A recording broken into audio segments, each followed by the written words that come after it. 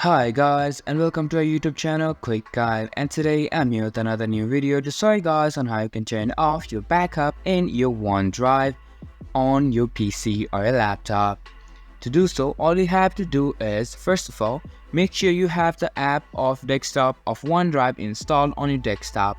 After that, just complete your registration process of signing in into the app.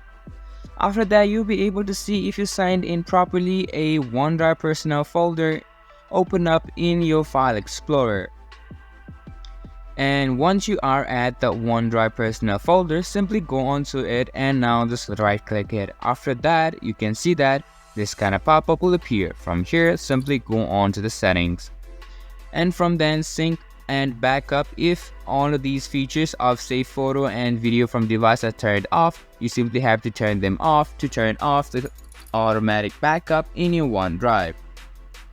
And that is how easy it is to turn off the OneDrive backup in your PC or laptop. This was this video, and I hope you guys find our video helpful. If you do, make sure to leave a like, subscribe to YouTube channel, and hit the bell notification. And don't forget to drop a comment for review and for more content like this. See you guys in our next video. Thank you for watching.